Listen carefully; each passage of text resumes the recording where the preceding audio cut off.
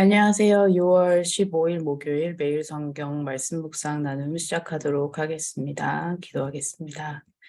하나님 감사합니다. 오늘도 우리에게 새날을 주시고 또 하나님의 말씀으로 또 함께 하나님과 동행하는 시간 갖게 해주셔서 감사합니다. 주님, 우리가 이 말씀을 읽을 때에 말씀의 저자 되시는 하나님께서 친히 우리의 선생님이 되어 주셔서 말씀을 가르쳐 주시고 우리가 올바른 지식 안에서 자라갈 수 있도록 우리의 믿음이 성장해 갈 수 있도록 주님 은혜를 더하여 주십시오. 감사합니다. 예수님의 이름으로 기도했습니다. 아멘.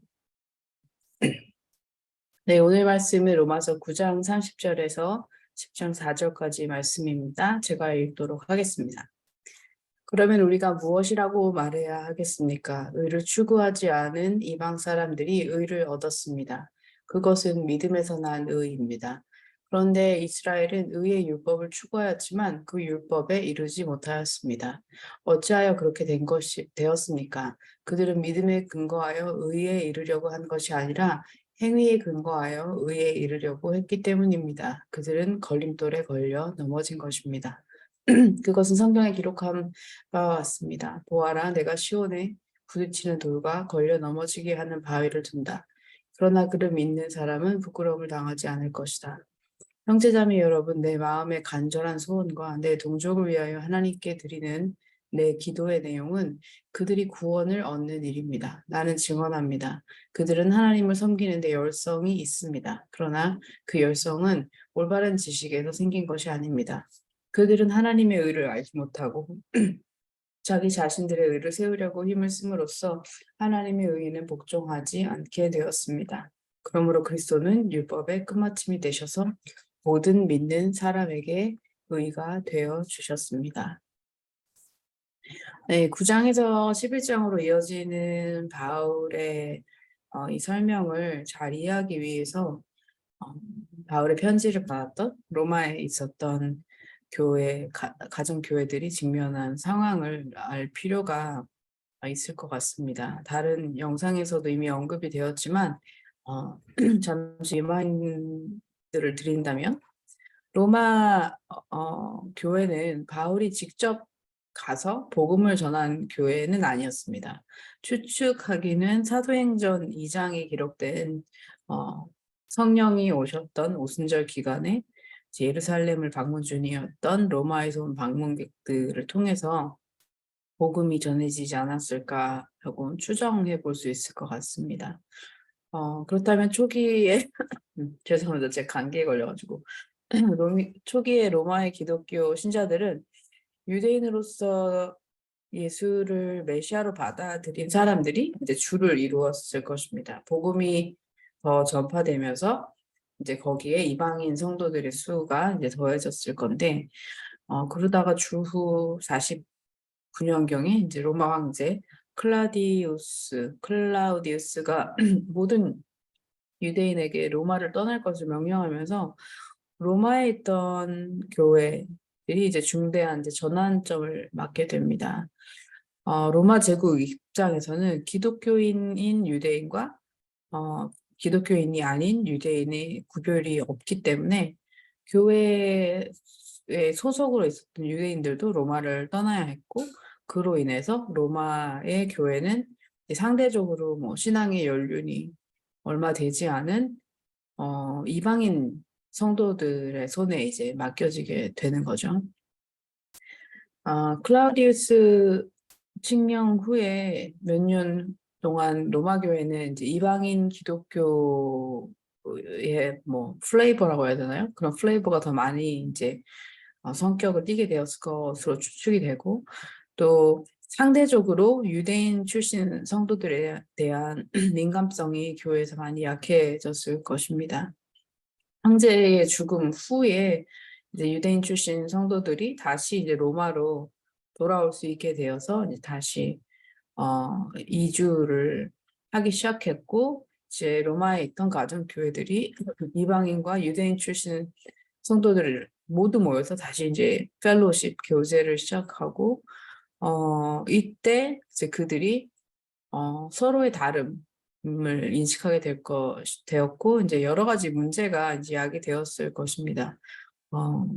교회가 분열될 수도 있는 상황이 될 수도 있는 거죠.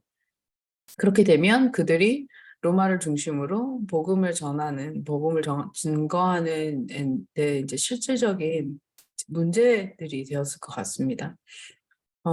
이러한 문제를 해결하는 가장 좋은 방법은 하나님 나라의 복음이 무엇인지를 공동체가 다 같이 올바로 이해하는 것이었습니다. 그러니까 분열에 대한 어떻게 보면 최선의 치료법, 이 복음에 대한 바른 understanding, 이해라는 말이죠.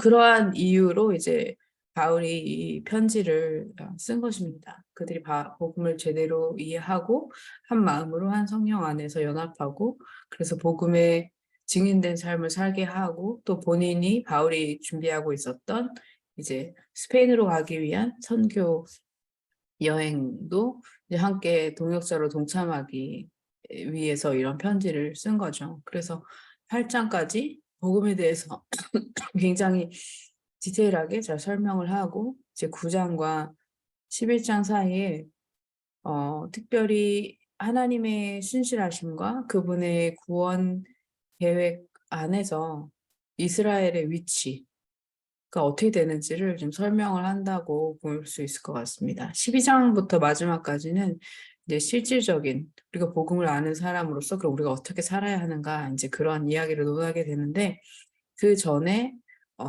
이 9장과 11장 사이의 이야기를 하지 않을 수 없게 된 거죠. 오늘의 본문을 이제 살펴보면 바울은 이스라엘과 이방인에 대한 이제 자신의 이야기를 주장을 요약을 하면서 어떤 이방인들은 믿음으로 의를 얻었지만 어떤 유대인들은 상대적으로 얻지 못했다라고 말을 하면서 이는 하나님의 의가 율법의 행위에 근거한 것이 아니라 그리스도를 믿는 믿음 또는 그리스도의 신실하심에 기초하기 때문이라고 이제 말을 합니다. 9장 30절에 보면 아이러니하게도 의를 추구하지 않았던 따르지 않았던 이방 사람들이 의를 얻었고 그 의는 이제 믿음에서 난 의다 이렇게 이제 이야기를 합니다. 하지만 그 반대로 31절에 보면 의의 율법, 뭐 의로운 율법이라고도 번역이 가능할 것 같은데요.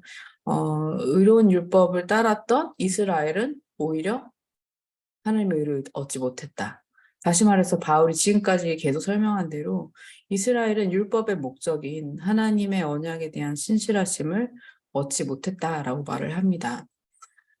왜 얻지 못했는가? 이제 32절에서 그 얘기를 하는데요.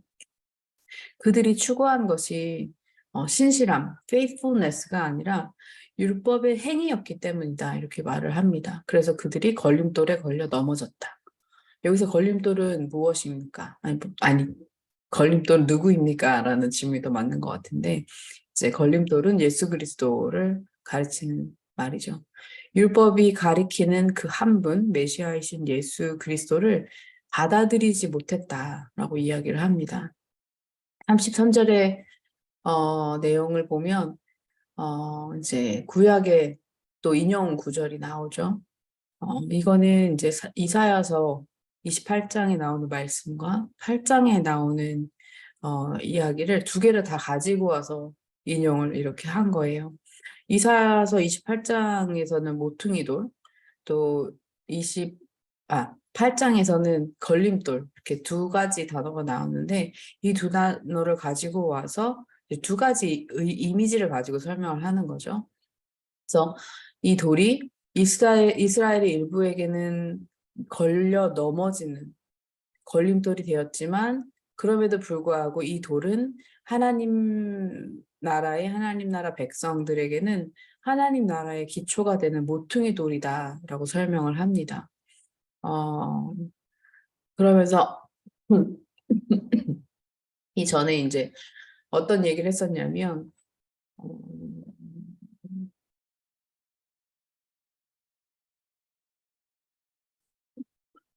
죄송합니다. 네, 그러면서 이제 10장에 넘어가서는 이스라엘 사람들에게는 열심이 있었지만 이제 그 방향이 잘못되었다고 말을 합니다. 그러니까 그들의 의도는 선할 수 있었지만 그들은 그리스도가 율법의 목적을 완수하시는, 이루시는 분이고 하나님 언약의 그 신실함의 증거, 그 자체라는 것을 인식하지 못했기 때문에 이제 예수를 거부한 사실을 이제 설명을 하는 거죠. 2절에서 보면 10장 2절이요. 보면 그들은 하나님을 섬기는 데 열성이 있었습니다. 그러나 그 열성은 올바른 지식에서 생긴 것이 아닙니다. 이런 말을 합니다. 열성으로 번역된 젤로스라는 헬라어는 무언가를 향한 어떤 강렬한 열망을 의미하는 단어인데요. 많은 유대인들이 이런 열성을 굉장히 소중한 미덕으로 여겼고, 어떤 경우에는 이제 구약의 경우에 보면, 민수기 같은 데 보면, 하나님을 향한 열심을 표현하기 위해서 폭력을 사용할 정도로 이제 그렇게 열심을 중요하게 여기는 민족이었어요. 그래서, 이런 맥락에서 바울이 이제 자신의 동료 유대인들이 하나님의 일을 인식하지 못했기 때문에 그들의 열심이 잘못된 방향으로 흘러갔다라고 말을 합니다. 올바른 깨달음이 없는 열심이 안타까운 결말을 가져온다는 것을 말하는데요. 이 부분에 있어서 바울은 그 누구보다도 잘 알고 있었을 것 같아요. 왜냐하면 그 역시도 예수님을 만나기 전에 그 열심, 그 가졌던 젤로스, 그 열심 때문에 교회를 이제 핍박한 전적이 있는 사람이잖아요. 그래서 음, 그들이 열성을 있었으나 올바른 지식에서 나온 열성이 아니었다 이렇게 얘기를 합니다. 올바른 지혜와 지식과 이해가 없는 열심 때문에 어떻게 보면 사나워진 기독교를 오늘날에도 많이 보는데요. 우리가 아는 것이 정말 성경의 가르침에 합한 것인가 늘 다시 한번 따져보고 챙겨보고 이제 또 하나님의 뜻이 무엇인지 물으며 이제 겸손한 부분이 어, 필요한 것 같아요.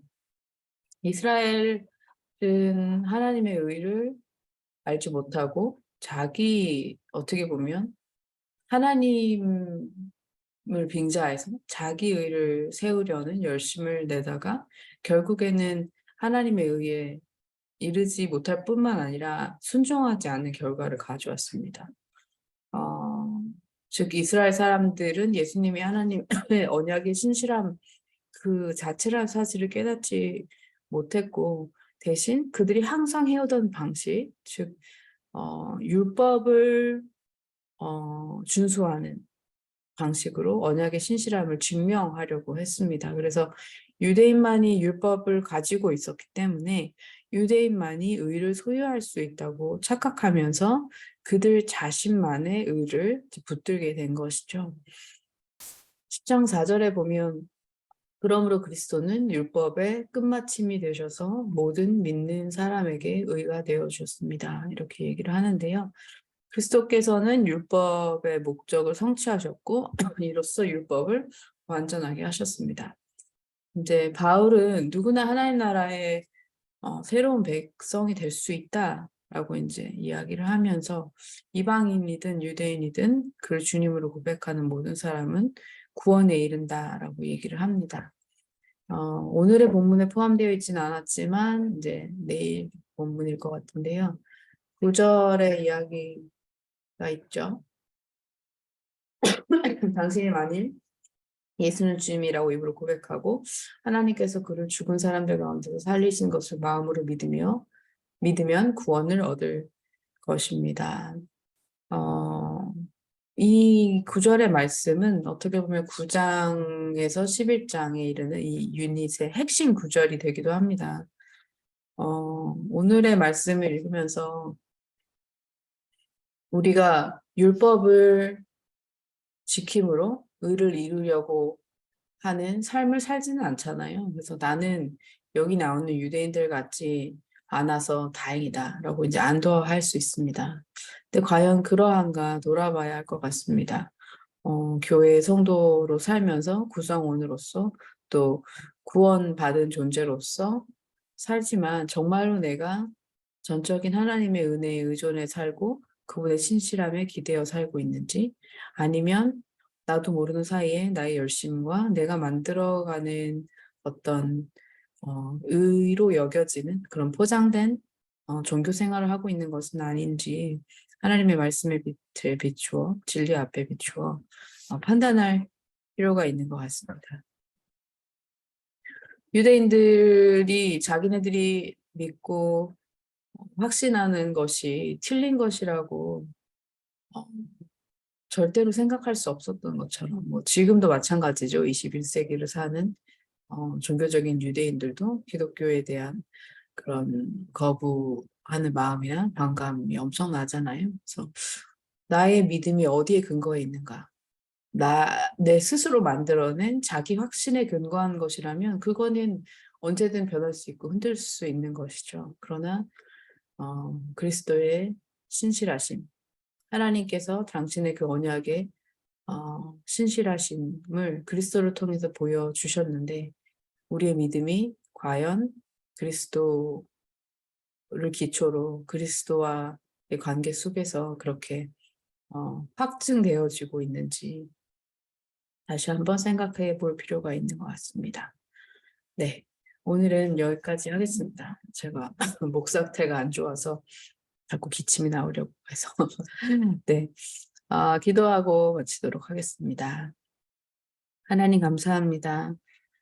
유대인이든 이방인이든 상관없이 오직 예수 그리스도를 믿는 그 믿음 안에서 우리가 하나님 나라의 백성이 되고 하나님 나라의 가족이 될 수 있다는 것이 얼마나 큰 축복이고 은혜인지를 우리의 매일의 삶 가운데 매일을 사는 일상 속에서 우리가 느낄 수 있도록 지금 도와주시고, 나의 어떤 종교성이나 열심이 아닌 하나님의 의로, 예수 그리스도의 의로 내 삶이 온전하게 서스테인 되는 것을, 붙들려 있는 것을 경험으로 아는 우리들이 되게 하여 주십시오. 하나님의 말씀을 잘 알지 못해서 그릇된 이해 속에서 하는 모든 우리의 실수들과 잘못들을 주님 용서하여 주시고, 우리가 올바른 지식 안에서 필요한 것에 우리의 열심을, 하나님 나라를 향한 우리의 마음을 펼치며 살 수 있는 우리 모두가 될 수 있도록 주님 축복하여 주십시오. 감사합니다. 예수 그리스도의 이름으로 기도했습니다. 아멘.